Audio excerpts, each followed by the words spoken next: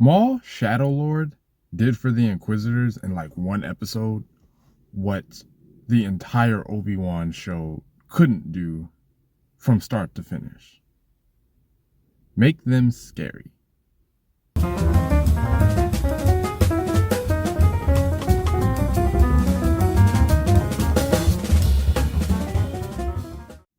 All right, so I think the last time I covered this show, I had the first two episodes were out. I like it more now. We're definitely planting seeds of Devin, possibly seeing the validity of Darth Maul or the necessity of Darth Maul, because the larger threat is very much a larger threat, and you need allies. So Darth Maul is kind of the devil on her shoulder. Jedi Master Daki is kind of the angel on her other shoulder. And so far, she's not really falling to Maul. She's more so staunchly against him. But there have been a couple instances where they've had to fight together. So what's basically been going on is that I don't want to say our main character, because he's not. But the main officer, he's been trying to handle the Maul threat, and there's a whole lot of paperwork and procedure and whatnot. You know, you have to get him because he represents a danger, obviously. But he represents a particular kind of danger that if they can't handle this quietly, the Empire is going to get involved. But the Empire does eventually get notified, and they arrive. I know that a lot of people get tired of Star Wars just staying in the Empire era, because there's so much Star Wars. There's so much opportunity for a world post the Empire. But in shows like this, when it's demonstrated correctly just how huge and dangerous and insidious the Empire is, I I I understand why. You know, the Empire shows up and suddenly people are going missing, and they're being questioned in the streets, and do you have your papers, and she's been permanently transferred, and there's claw marks on the interrogation desk, and it's just a completely different vibe when they're here, because when they show up, they're gonna show out, and you really can't put that genie back in the bottle. So as the Empire's here, they've enlisted the help of the Inquisitors to deal with Maul. Now, here's the thing. I didn't watch Star Wars Rebels. I think I said in the first one, maybe I cut it out. There's a lot of extended Star Wars stuff that I have not watched. So the only real experience I have with the Inquisitors is in the Obi-Wan show. And they just weren't all that threatening to me in that show. In this show, in the Maul show, I understand perfectly.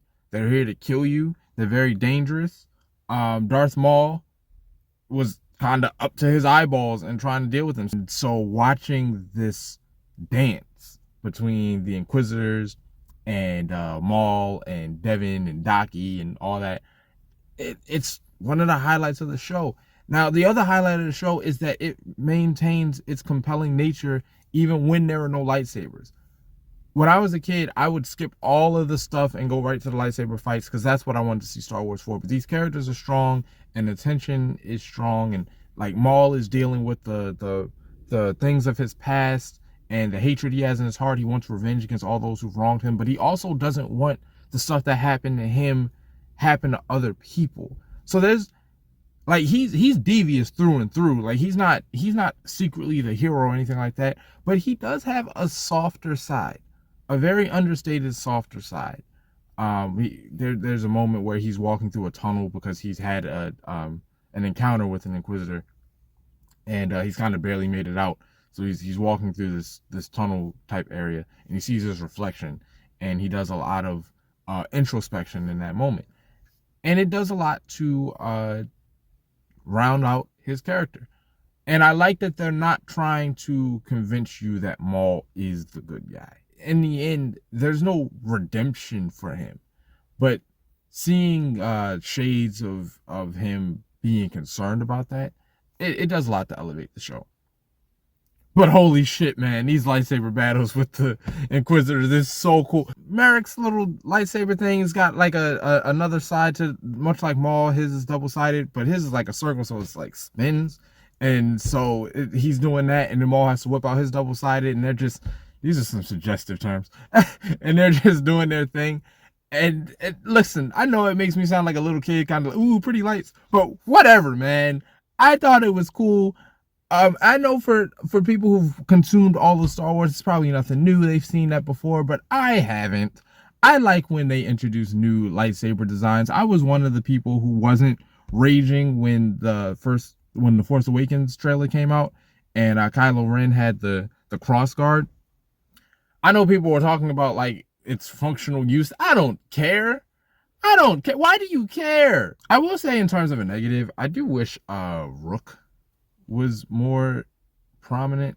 I don't understand why she's around. She's really just right hand woman, and I understand that you want that character around. I'm not saying that the show should get rid of her, she should die or whatever like that, but I do wish that she had some more functionality. Like our main officer, he has a contact who's kind of like the broker, information broker, and she is kind of vital to the plot in a couple areas throughout the show. She gives him leads or gives him opportunity and things like that. You couldn't just pluck her out and the show be the same. But with Rook, it's like, what are you doing here? She doesn't feel like she's done anything major, and she's a Mandalorian, and I think Mandalorians are cool. And she's got like the black and red suit, so like, again, rule of cool. I like her in theory, the way that I like Bo-Katan. Bo-Katan is one of my favorite Star Wars characters, by the way. Just a little bit of trivia. So I just hope she finds her plot footing. But yeah, I'm liking it. I'm really liking it.